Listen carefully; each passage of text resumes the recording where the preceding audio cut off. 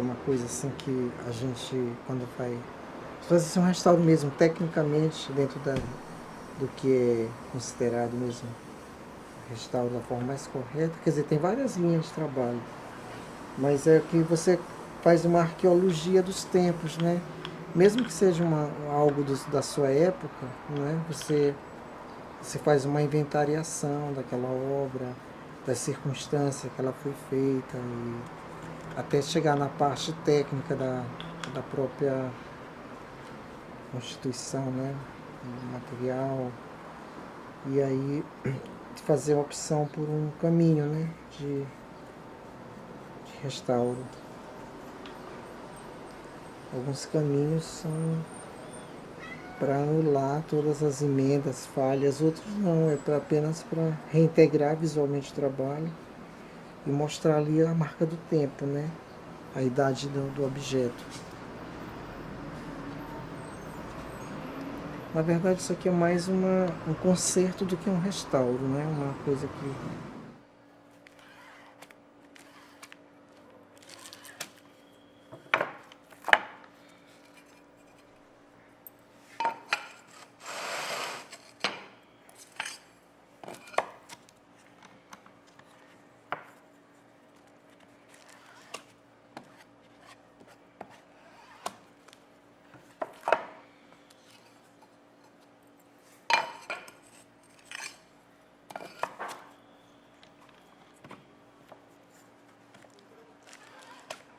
algum tempo atrás eu acho assim que eu colocaria a arte assim como uma coisa muito imantada, muito sagrada, né?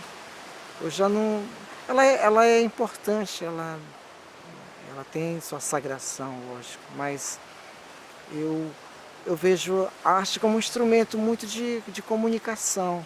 Ela não é própria, não é exclusiva dos seres divinos, maravilhosos, artistas, não sei o que, sabe? Ela é uma ferramenta, ela é um código, é um alfabeto, né? E que as pessoas, tendo acesso a essas ferramentas, né, elas vão construir um caminho de se comunicar.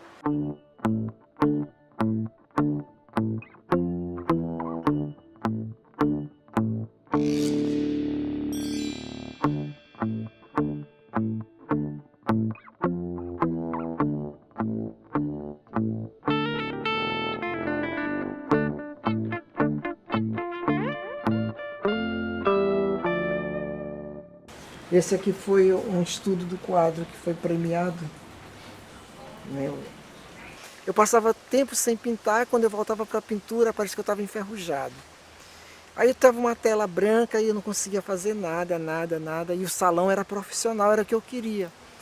Aí um dia tá um sobrinho meu lá em casa. Aí eu saí, ele ficou lá com a mãe dele. Quando eu cheguei tinha um carro desenhado. Ele riscou e ela com vergonha de me dizer que ele tinha esculhambado a minha tela. Aí quando eu olhei, pô, que legal, que lindo, não sei o quê. Eu disse, Amadeus, vamos pintar, vamos, o tio vai pintar contigo. Aí começou a mexer, aí que veio o carro da Frota é Belo, né? Foi assim que nasceu. Então assim, o inusitado, né, no processo de criação, aproveitar o que os outros, as sobras, é muito interessante, né? Porque assim, se a arte te dá a possibilidade de interagir com a plateia, com o público, porque o público não te dá o gancho para te interagir com ele, né? Fazer um caminho contrário. Então eu trabalhei em cima disso, né? Então acho que o processo criativo, voltando à questão do criativo, ele também ele vai te permitir você ter a humildade de vir pelo outro caminho.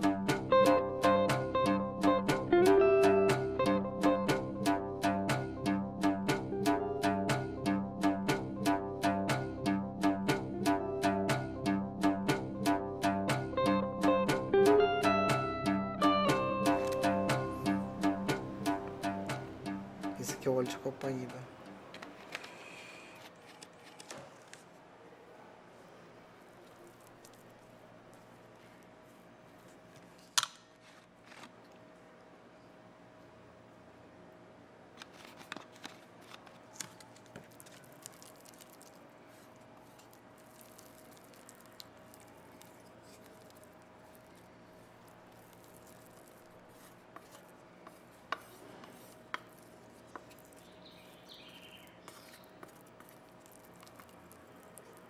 Paulinho sempre me foi inovador, surpreendente, excelente desenhista, de estar naturalmente desenhando, sabe? Eu até acho que Paulinho tem uma coisa assim, que ele pode fazer o desenho naturalista, realista, mas ele é sempre um impressionista.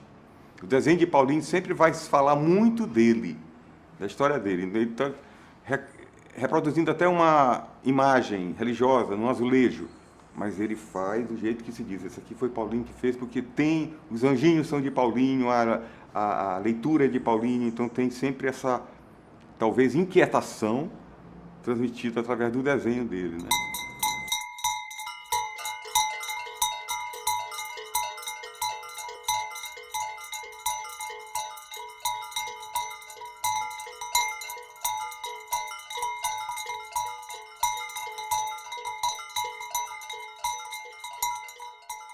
O traço ele começa, o desenho, né, que a princípio seria o esqueleto, né, da construção da obra, no sentido mais convencional possível. Esse desenho que nortearia a pintura e nortearia a questão da perspectiva, profundidade, esses pontos de fuga, e depois assim a própria cor, né, a utilização da cor com o esquema do desenho, né. Então essas coisas assim foram caindo, né, de uma forma geral.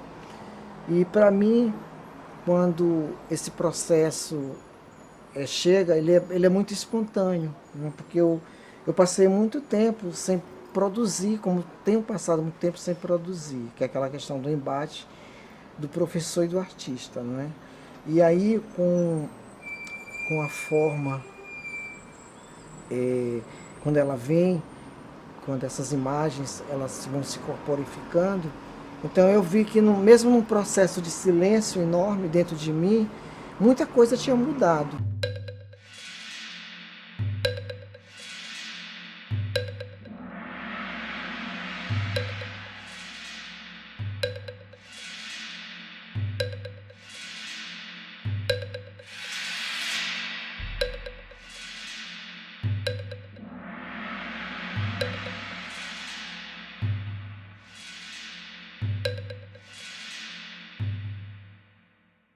Ao invés de desenhar e guardar aquilo, começar pelo desenho, eu já ia direto na fonte, na pintura, observava as cores que eu queria. Já é uma outra fase, né? Quer dizer, na realidade o desenho está aqui. Só que o desenho já não era mais feito com um bico de pena, uma esferográfica, mas eu colocava o desenho direto no pincel. Então via, pegava o pincel mais fino que eu tinha, puxava na cor o desenho e automaticamente já ia inserindo mais cor e modelando as pastas, né, em cima do desenho. Então é uma coisa que acho que a presença do Gershman aqui na oficina que a gente fez com ele, a gente já fazia esse desenho sozinho, né? Mas o desenho pintado, como ele chamava, né? Ele ajudou muito a gente a usar o próprio pincel como lápis, né? A gente não ia mais aquele método mais antigo, mas a gente usa o pincel, era o lápis, e ao mesmo tempo era o bastão de cor.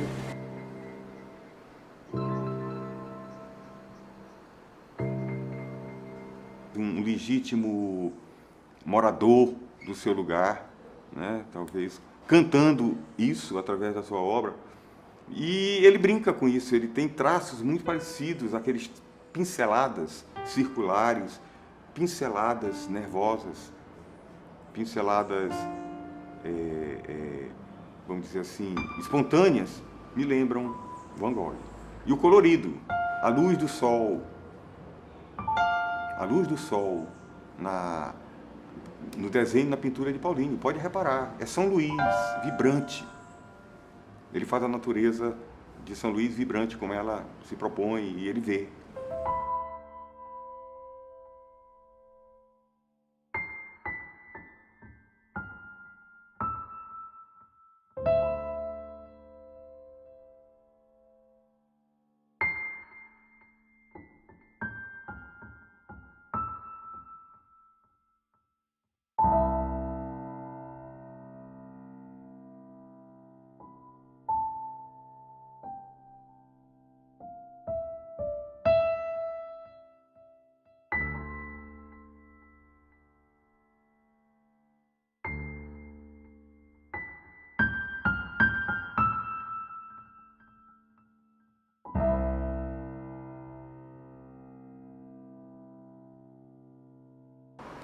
A simplificação, ela se dá, eu acho que porque você amadureceu, né? Você está mais maduro e você pode compreender que essas representações da cor com os planos dessas áreas grandes ou menores dialogando, elas podem representar sim essa profundidade de campo, até porque minha arte ela é instrumentada muito em cima da representação das coisas que você vê, né? Ela tem ali está uma realidade, né, do mundo que você observa, né? O que eu represento é um copo, uma faca, uma taça, um chinelo, um tênis, um caju. Então esses objetos você vê, você identifica tal e qual a representação do mundo natural. Mas a simplificação dessa representação, eu acho que ela ocorre mesmo com esse processo da maturidade. E a gente está vendo assim que essa influência, né, que eu acho que não foi muito consciente, foi bastante assim natural, espontânea, da arte oriental.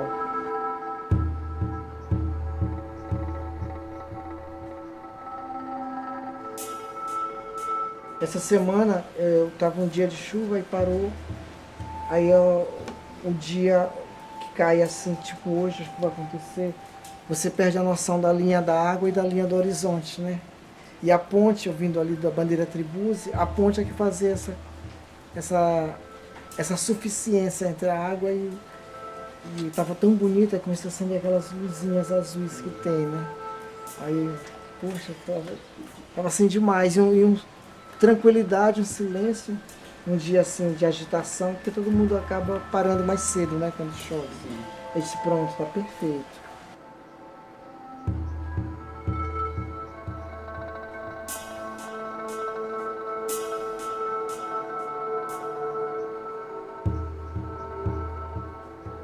Quando eu risquei a ponte no trabalho do José, na capa do CD de José Chagas, eu não estava pintando a materialidade da ponte, mas eu estava dando ideia, né, de um caminho, de um espaço que você passa de um lado para o outro da cidade através da linha.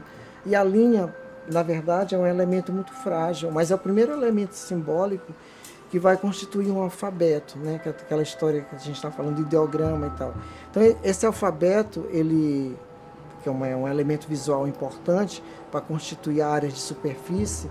Então você vai representar um objeto, uma garrafa, você vai desenhar o perfil da garrafa, que é esse contorno da garrafa. Você vai desenhar um violão, você vai representar essas duas bolas que tem no violão, uma superior, uma inferior, e ali vai ter uma cintura entre esses dois círculos. Então, no corpo feminino, você vai ver a mesma coisa, né? Esse diálogo com as representações das áreas externas para criar a materialidade interna do objeto. E quando você simplifica isso, você simplesmente está negando todas essas questões mais densas das matérias, né? E está colocando ali um traço, e quando esse traço de fato não é um traço desenhado, ele é uma área de cor, e essa área de cor não pede contorno, ela vem ali pura e simplesmente, né? São áreas com as cores bastante lisas, e elas vão trabalhar justamente essa questão da profundidade que elas vão ter no exercício de que uma cor pode se sobrepor a outra, pela questão do calor ou da frieza que ela tem.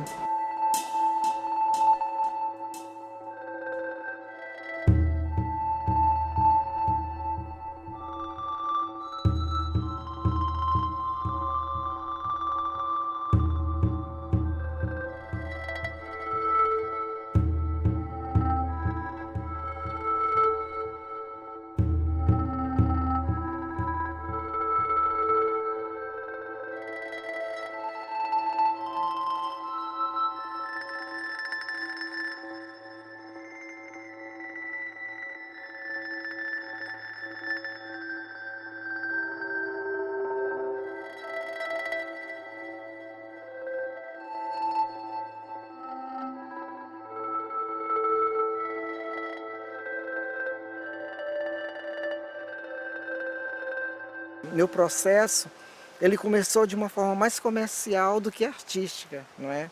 Eu fui perceber o artístico tempo depois, porque comecei a ver aparecer Fernando Mendonça, Marçal Ataíde, E eles me viam em mim uma promessa também, mas só que eu não estava ainda, talvez, com um trabalho maduro como artista plástico, estava mais como artesão do que como artista, né? Então eles me chamavam para participar do grupo de estudo deles, de desenho, de ir para a rua, pegar os traços, né? Fazer aquele desenho em velocidade e experimentar cores e tal. Aí tinha a Ana Borges, a Ana Jacira na época, a Iguaracira, Sampaio, o Cosme Júnior, Marina Pierce. Alguns desapareceram, né? Outros ficaram, mas foram embora. Então esse lugar se chamava Mirarte, ali no Beco da Pacotilha, naquele mirante. E foi um exercício bom porque eu comecei a perceber a vanguarda, o interesse urbano, né, na produção do Marçal, principalmente Marçal Ataíde e Fernando Mendonça. Então isso também me deu um apoio. E houve um período que eu tinha vergonha até de falar que eu pintava azulejos, porque na minha cabeça ali azulejo era uma digressão, era uma coisa que tinha um peso cultural, histórico, né, de que era uma ferramenta, um suporte de trabalho antiquado, né? Foi preciso amadurecer isso para ter uma outra compreensão disso, né?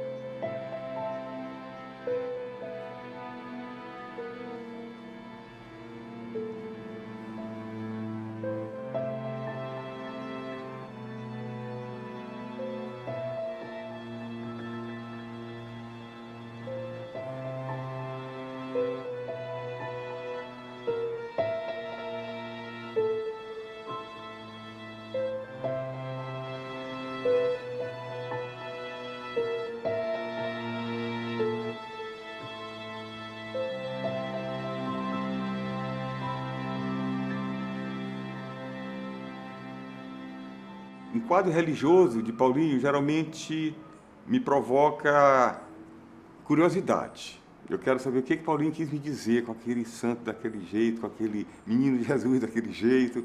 Sempre tem uma historinha particular. Em cima da história que é religiosa, que é tradicional, ele faz o seu discurso e que não nega essa inquietação, essa irreverência, essa revolta de Paulinho, porque é uma revolta de beleza, de arte. Eu acho que ele conseguiu canalizar essas coisas para a arte, para a beleza. Então, ele sempre está inquieto com algum assunto, então ele vai e faz a maneira dele. Até quando a gente pede, Paulinho, faz um elefante para mim, gigante aí e tal, ele vai fazer a maneira dele. Foi muito concreto, muito forte aquilo ali, porque aquele momento, como outras pessoas estavam fazendo suas releituras de mundo e produzindo a sua arte, né? Então o meu trabalho, ele ficou cresceu muito, eu acho que ele amadureceu naquele momento, ali entre final de 80 e início de 90, né?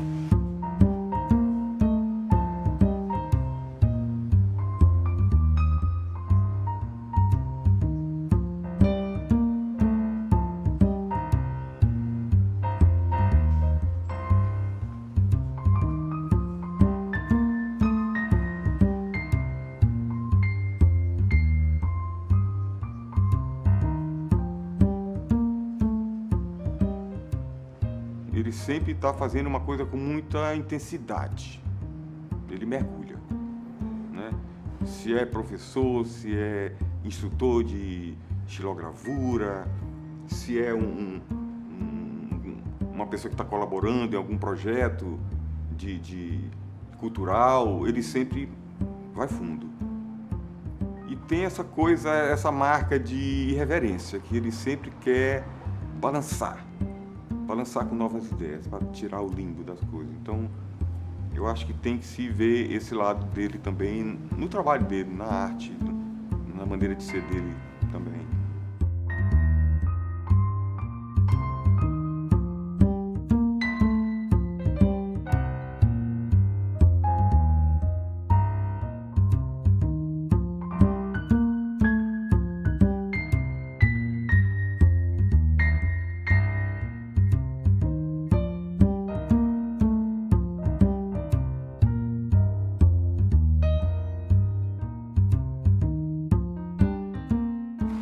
Esse aqui não é da década de 80.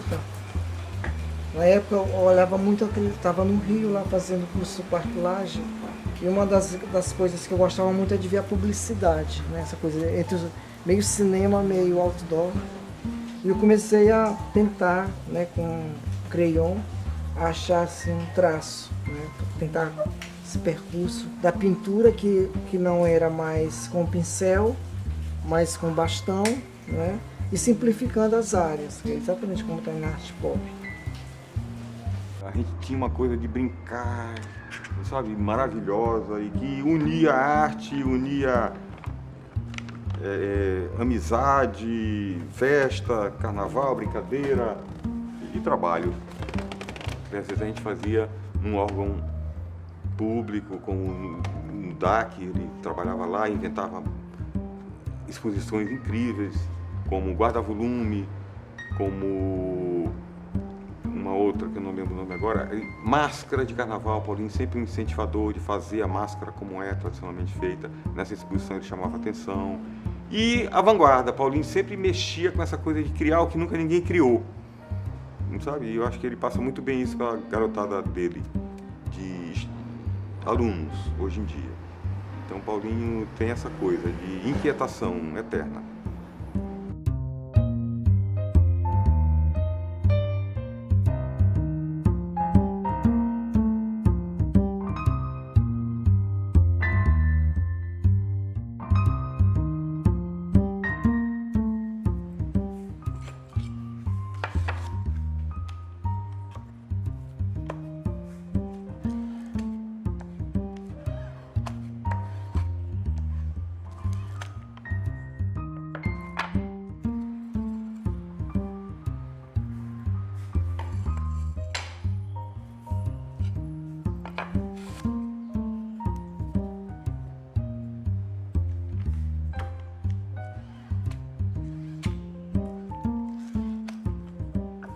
A arte, para mim, nesse sentido, ela é um sacerdócio, né? Ela é um altar, eu vou lá, me curvo, me ajoelho, rezo, entendeu? Agradeço, devolvo. E essa é a minha forma de conceber, acreditar e compartilhar a minha arte.